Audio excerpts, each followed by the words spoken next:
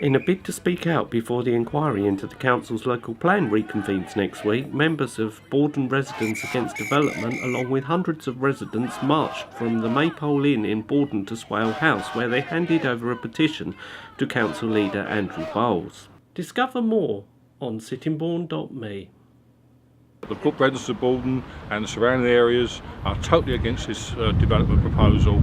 There's lack of infrastructure, lack of schooling, lack of education for the whole area, and it's not just for this area, it's actually the whole of Sittingbourne are going to be affected by this, and I hope the residents of Sittingbourne will actually appreciate that and actually see what's going on. The Tories are panicking about the whole local plan being thrown out if this site doesn't go in. That's not true.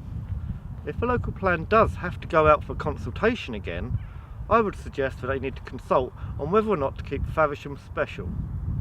And if they decide to go ahead and have a consultation with the people on this, I think the message will be very clear. Treat the whole of Swale equally. It's fair to say that Sittingbourne is paying a heavy price in order to protect a large area of the borough around Faversham. More locally, I think that Swale needs to take its housing distributed evenly across the whole borough. I think the idea that Faversham is somehow special and should get a lower proportion of housing than the rest of the borough is ridiculous. And I think that the fact that the Conservative councillors in Sittingbourne and Sheppey went along with this is a huge betrayal of their constituents. As a young person, I disagree with the housing because how much affordable housing is there going to be in this new development? You know, nowadays you have to put down a £30,000 deposit before you can even get one of these new affordable houses. Because we don't want all the houses built, it'll spoil the village. It won't be a village anymore if all those houses are there. And if there's 600 houses, most people have got 2 cars, be over 1,000 more cars. Yeah. And the roads now are full. I mean, you have a job to get out the turning sometimes. Momentum has been building since last May, when Swale Borough Council announced which additional sites they had added to the local plan to reach new targets set by Government Inspector Sue Turner. One of those additional sites is a large area of land in the south of Sittingbourne between Borden Lane and the A249, known as the Wises Lane development.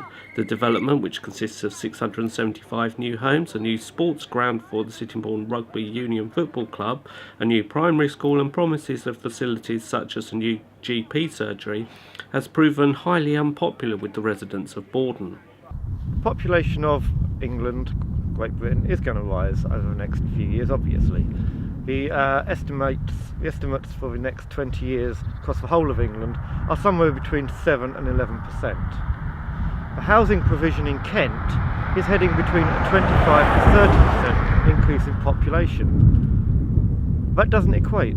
I'm on the march this morning because throughout my life in local government I've tried to stop the filling in of the land between Borden and Sittingbourne, and indeed all the villages around the south of Sittingbourne.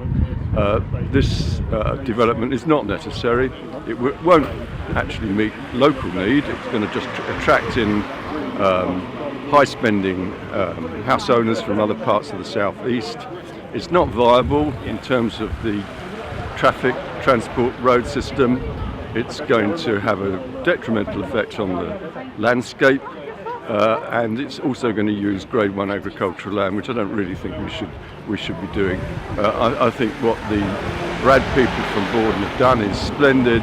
This is a brilliant idea to have a march, and I hope when it comes to the planning inspectorate that she will see that there are other ways of providing housing in Swale without using this sort of land. Finally, on the steps of Swale House, as Brad member Gaynor Aspin confronted council leader Andrew Bowles, he stated that at the end of the day, we're not promoting the site, a point which has been strongly contested by opposition councillors. We do not protest readily. In all the years I've lived here, we've never protested. Look at the people, look at their banners, they're youngsters, elderly people. At the end of the day, we're not promoting the site. I am so pleased with the turnout. It shows the strength of opposition to this ridiculous inclusion in the local plan of the development of Wises Lane. I really must say thank you to the local police, because they helped monitor it and it went very smoothly and safely, and I really want to say a big thank you to them. That was unexpected. What was interesting during the Gladman appeal was Swale Borough Council claimed to be 900 houses over their target. Now if they were telling the truth, We don't need to put this site in.